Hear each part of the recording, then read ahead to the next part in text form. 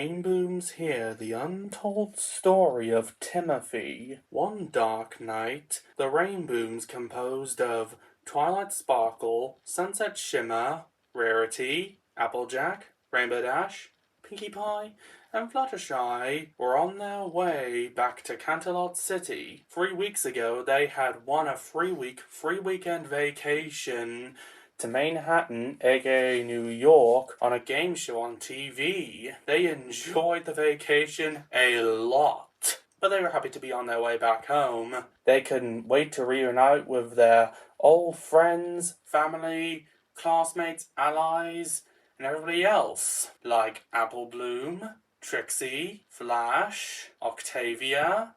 Of course, they weren't happy to be reunited with some of their enemies, like the Dazzlings, but that didn't matter that much. Eventually, the train arrived at Camelot Station, and all the passengers, including the Rainbooms, got off. When they were all off the train, the engine was uncoupled from the train and left. The passengers left at the station, and the station pilot at the station took the coaches away. As for the Rainbooms, they had to wait for the bus to turn up, so they decided to wait in the station. They were all talking about their vacation. The music at Manhattan is just so awesome, said Twilight. Say that again, Twilight. And the pizza there was so delicious. I can't believe I actually had an actual fashion show there, Rarity said after Sunset stopped talking. Yeah, and I can't believe one of my favorite rock stars was there. It was so cool. I actually got an autograph from her. I'm not used to City Life, but it was still very fun at Manhattan. The arcades were pretty cool. I saw so many stray cats there. They were all so fluffy and cute. The parties there were awesome, said Pinkie Pie after Applejack and Fluttershy stopped talking. And the dogs there were also very friendly, said Spike. And I'm glad nothing bad happened when we were there, said Sunset. Yeah, the only time I actually worried about one of you was when Rainbow Dash climbed on board or the top of one of those trains in Manhattan, and before it started to move. Luckily she jumped off, said Fluttershy. Yeah, that's right, said Twilight. And you really should have been more careful, Rainbow Dash. Don't worry, said Rainbow Dash. The train wasn't moving yet. I jumped off before the train started moving. And besides, I wasn't in front of the train or too close to its wheels. There are other ways a train can hurt you, you know. The sudden voice startled the Rainbooms. It was an unfamiliar voice, and a not-so-normal voice the Rainbooms hadn't heard for their entire lives. In fact, they had never heard the voice and never heard a voice like it. It sounded dark, deep, and demonic, like it belonged to a demon, or even worse, a devil. Who's there? They all shouted. Then a ghostly whistle blew. What the hell is that? Asked Rarity. Then the whistle sounded again, and again, and again, and again, over and over again, each time louder than the last. Then they heard the sound of puffing. Hey, that's not normal puffing. That sounds like the puffing of a steam engine. How can it be, darling Twilight? I asked Rarity. Those steam engines have been on the main line ever since modernization, remember? Then Spike smelled an awful stench, and it didn't take long for the rest of the Rainbows to smell it too. It smelled like smoke, blood, bones, and flesh put together. What an awful stench, said Rarity in disgust. Yeah, said Fluttershy. It smells like smoke, blood, bones, and flesh. Yeah, that's exactly what the narrator said Pinkie Pie, breaking the fourth wall. That's weird. Smoke doesn't smell like that, said Twilight. Then they heard the sound of millions of people screaming in terror. What? Who's there? Is anyone hurt? Asked Sunset. The screams also startled Fluttershy, who now hid behind Applejack. But it didn't stop there. They then heard the sound of 5 coaches and an engine hitting the ground and smashing into 1,000,000 pieces, which freaked them all out. "Alright, that's it," said Rainbow Dash, feeling very annoyed. "What's going on?" Then they heard the sound of a steam engine backing up. It came from the front of the station. They looked to the front, and to their surprise, they saw what looked like to be a steam engine shunting 5 big British coaches into the station. The coaches were cream and green with black roofs. They had bogies, but they looked dirty, rusty, and dare one say, bloody, which seemed very unusual. And inside looked like to be skeletons, sitting and standing like passengers. That freaked the Rainbooms out a bit. What kind of coaches are these? Halloween celebration coaches? It's not even Halloween yet, asked Rainbow Dash. Well, they definitely look like Halloween coaches. Halloween celebration coaches, of course, said Applejack, agreeing with Rainbow Dash. Then they looked at the front of the train and saw the steam engine shunting the coaches. And he freaked them all out, because he looked like a member of the British steam locomotive tank engine class, the E2 class tank engine, from the London, Brighton, and South Coast Railway. However, unlike the other tank engines, it was colored silver that shone in the moonlight. And it was also, and just like the coaches, it was dirty, rusty, and bloody. It had red lining that wasn't a normal coat of red, but a different type of red, and looked like it was bleeding. It also had a number on its side, and instead of steam, black smoke puffed out of its pistons and funnel and whistle, like the stench, and it smelled like the stench that the Rainbooms had smelled not so long ago. Oh, if that wasn't enough, when the engine spoke, it spoke in a very familiar voice they had heard not so long ago. "What are you teenage girls doing here?" The voice sounded deep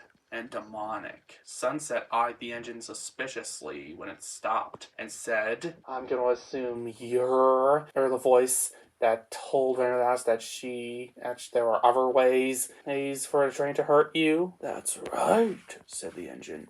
"You catch on quick." "Yes, I guess I do. But what do you mean by that? I know it's true, but what do you mean by it?" "Well," said the engine, "a train can hurt you if you're on its train." "How?" asked Rainbow Dash. By crashing?" "No, by running off a bridge and plunging into a ravine and killing itself and all its passengers and you all." That word freaked the Rainbooms out. They didn't expect a word like that from a tank engine. What makes you think that?" asked Twilight. "An engine would only do that if it was both murderous and suicidal." "Yeah, what makes you think it?" asked Pinkie Pie.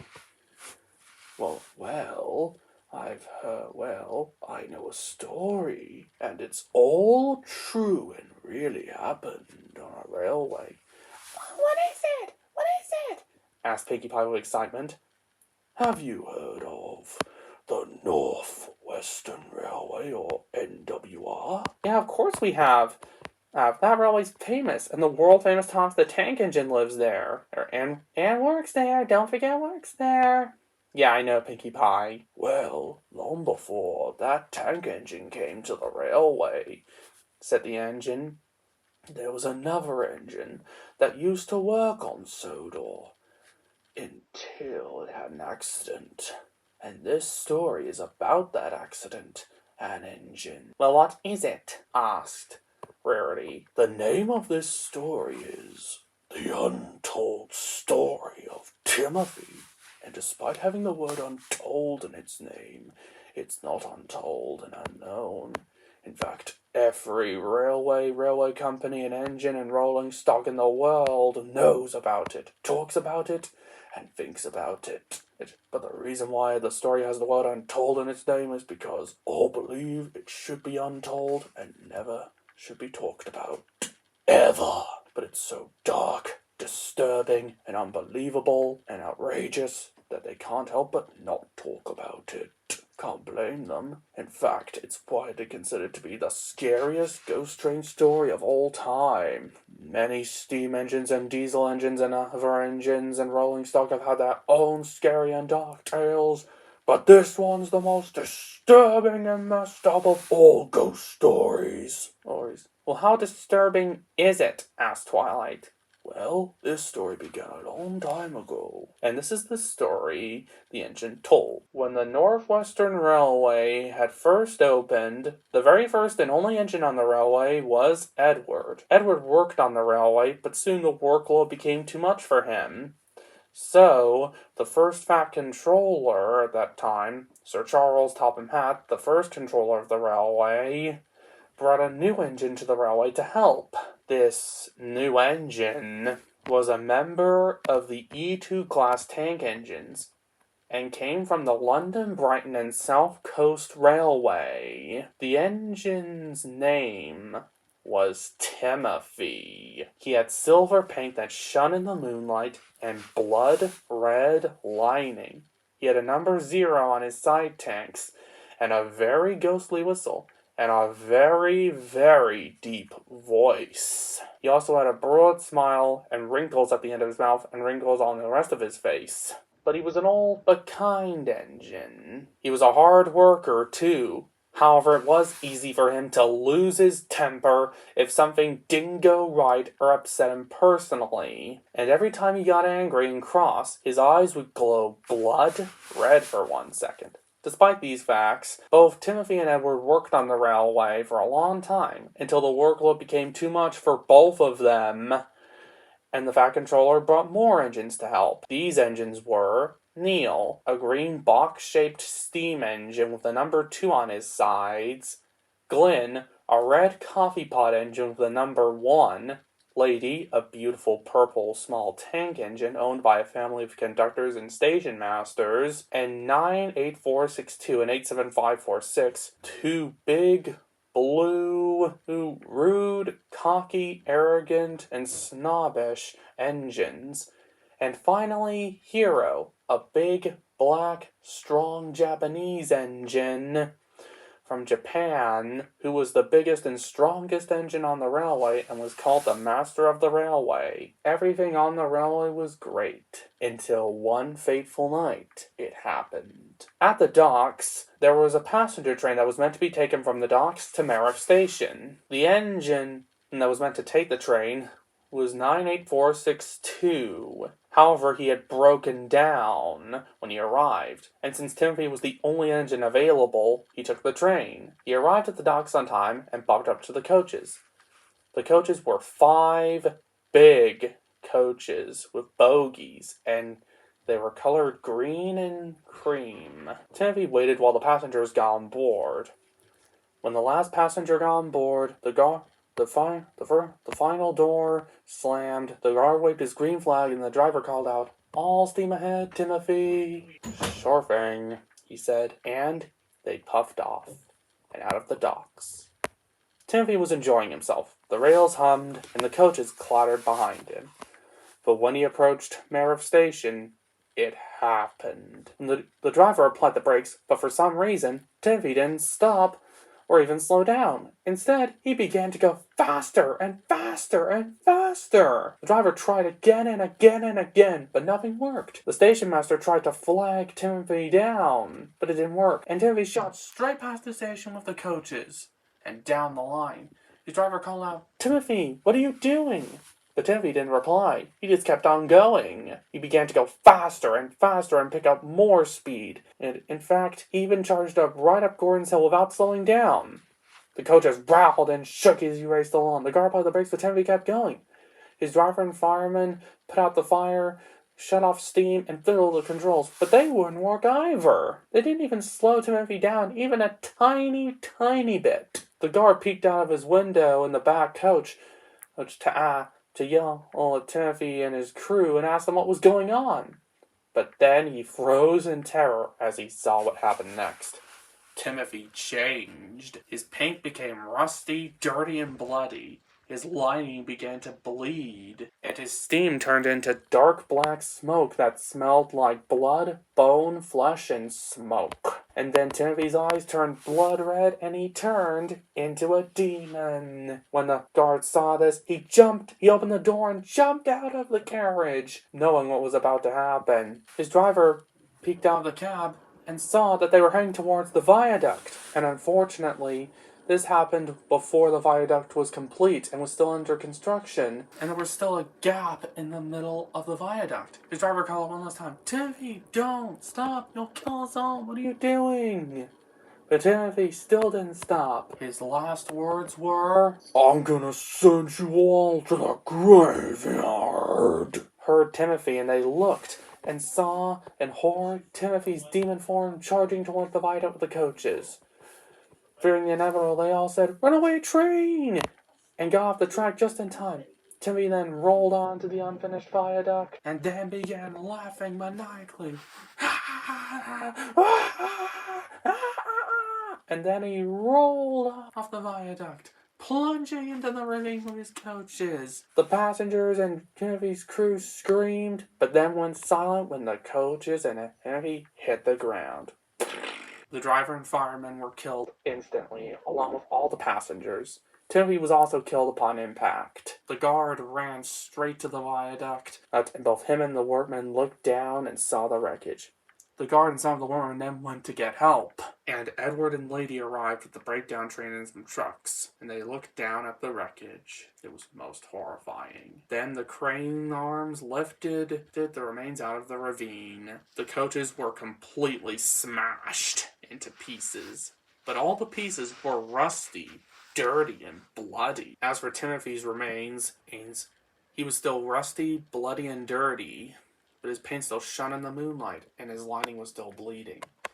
And the black smoke that smelled like blood, bone, and flesh, and smoke, was coming out of his funnel, whistle, and pistons, and axles. As for the body, and Timothy's face was gone, and his smokebot's door was open, and inside his boiler was something that looked like a human muscular skeleton, but with goat horns on its skull, and the inside of the eyes were red. As for the bodies, they were all gone. They'd vanished into thin air.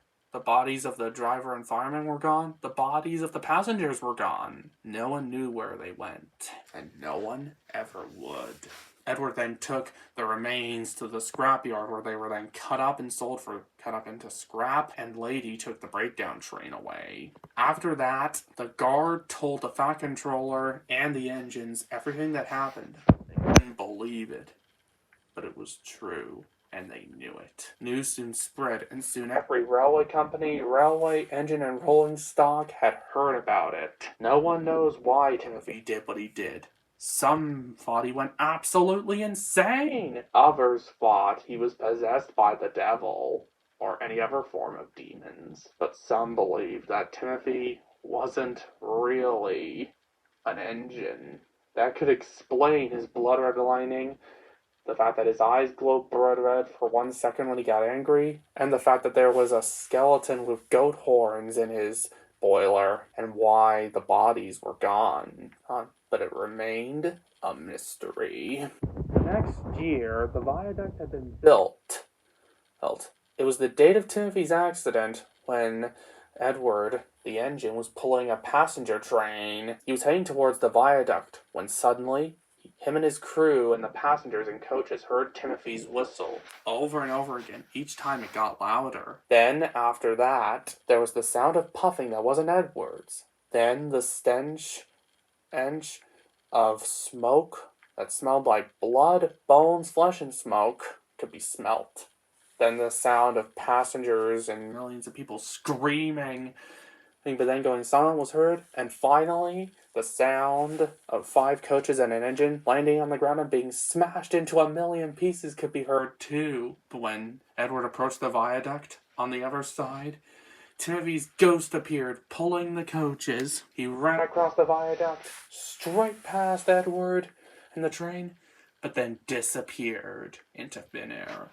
Similar events then happened in the following years, each time on the date of Timothy's accident, and then the ghost legend was born. People and engines have reported seeing the ghost of Timothy roaring down the line, but then disappearing into thin air.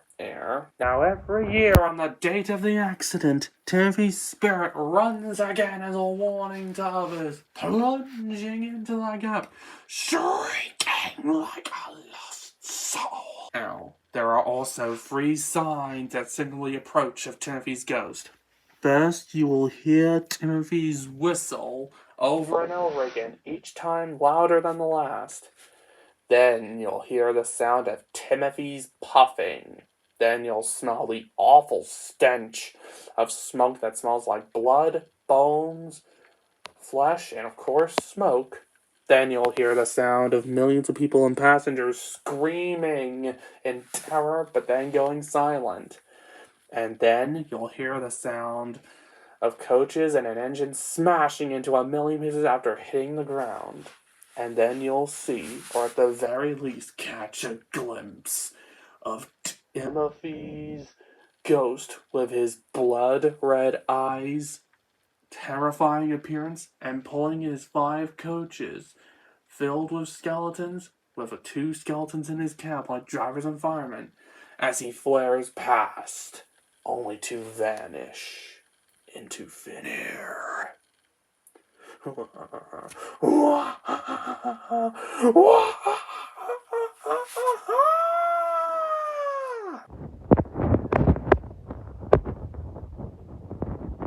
Fluttershy jumped in fright. Everybody else was also completely horrified. That's a terrible story, said Rarity. Hey, how's that even true? Asked Twilight. It doesn't matter that it's horrible and terrifying, said the engine.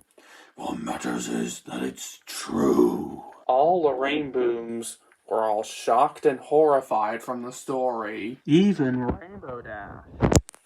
Oh, come on, said Applejack. Scared. That's obviously just some story you made up to scare us in. I have a name, you know, said the engine. What? What name is it? Is it Johnson? Or is it Fluffy? Or is it Cutesy? Or is it Creepy Engine? Or is it Timothy? The engine said. Then the engine, Timothy, whistled and wheeshed. I'm going now. Don't want to be late. After all, I won't be coming back until next year on this date. Goodbye. And then the engine and his coaches puffed out of the station until they were out of sight, leaving the Rainbooms speechless. Don't worry, girls. I'm sure he's just an engine who happens to have the same name as the engine from the story, Twilight said. Then, and to take her mind off what was going on, Sunset checked her phone, and turned out the time was near the time the bus was meant to arrive. So they began making their way outside. But then they stopped when a realization hit them. In fact, multiple realizations hit them. A sudden chill ran down their spines as it all became too clear. They realized that not only did both the Timothy that told them the story and the Timothy in the story have the exact same name and whistle, but they remembered the appearance of the tank engine. And to their horror, they realized that both engines had the same appearance as well. They also realized that any normal engine wouldn't have smoke that smelled like blood, bone, and flesh and smoke coming out of them, even if they were feeling so well. And any normal engine wouldn't have a deep, demonic voice. Not only that, they also realized another fact. Engines don't appear, and the engine they had saw was a British-class steam engine from a British railway in England. And since this was America, You naturally wouldn't expect to see a lot of British steam engines on the main line, especially after modernization and dieselization. But finally, and most of all, they realized that Thomas was technically the only E2 class tank engine left, since all the others had been scrapped. So it was impossible to see an engine that didn't exist anymore, unless it hadn't really been there. The Rainbooms then ran out of the station, and when the bus arrived, they ran into the bus, it left, dropped off each of them at their homes, and they all ran into their homes, said hello and good night to their families, then went up to their rooms, got into their beds in pajamas and nightgowns, and looked around, making sure there were no ghost trains before going to sleep. After that night, the Rainbooms never go out on the date of Timothy's accident. Unless it's important or they have to or they need to. But one night, on the date of Timothy's accident, the Rainbooms were walking by right next to an abandoned railway line that hadn't been used since 1986. They were going to a party of their classmates Vinyl and Octavia. They had won a music competition, and the Rainbooms didn't want to miss a party like that. But on their way, all 5 signs for Timothy happened, and they expected Timothy to appear. Then they stopped when a thought struck them. The Dazzlings were creatures who got booted from Equestria and ended up in this world. So what if Timothy, a demon ghost train, was also from Equestria? Sunset had her book with her, and she wrote down a message to Twilight.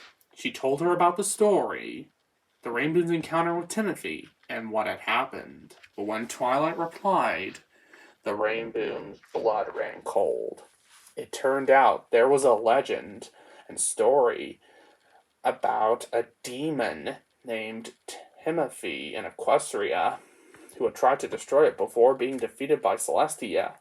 But before they could kill him, he escaped and went to another world, realized something. And then the Rainbow something, maybe Timothy's eyes turning blood red when he got angry wasn't really his eyes changing color. Maybe it was actually Timothy's true eye color showing. And when Twilight told them the appearance of the demon had a muscular body and a head that looked like a skull with blood red eyes and goat horns. And the skeleton that was found in Timothy's boiler after his death also had a skull with red inside its eyes and with goat horns on its head. This meant only one thing. Timothy was from Equestria. Then they heard Timothy's whistle and puffing and smoke, and smelled his smoke, and saw Timothy rolling down the abandoned line, looking at them with an evil, sadistic smile. And then he reared past them and disappeared. Then Rainbow Dash looked down at the track he had ran on and saw a note on it. She picked it up. The Rainbows read it, and their blood ran cold again. It said, "I once lived in Equestria. Until Celestia defeated me, I escaped, killed a tank engine, took his body, and then eventually ended my life with others. And if you ever run into Thomas and his friends, tell them this." The Rainbows then ran straight to Octavia and Vinyl's party, and while they did have a good time, they were silent. After that, the Rainbows, as well as Princess Twilight, have never told anyone about the story or anything. But they are quick to warn on Timothy's accident and warn their friends and family by saying, "If you by any chance encounter an E2 class tank engine with silver shiny paint with dirt, rust, and blood on him that has bleeding blood red lining, who also has a ghostly whistle and a deep demonic voice with skeletons in his cab, who also has smoke that smells like blood, bone, flesh, and smoke. After you hear a whistle, a ghostly whistle, multiple times, each time louder, and hear puffing noises, and smell smoke that smells like blood, bone, flesh, and smoke. And after hearing screams and then hearing the sound of coaches and engines smashing into pieces, and you see the engine, make sure to run. Because this engine is a demon in an engine's body, literally. And he isn't child friendly. Beware. Beware, you all. The end. All you worthless puffballs.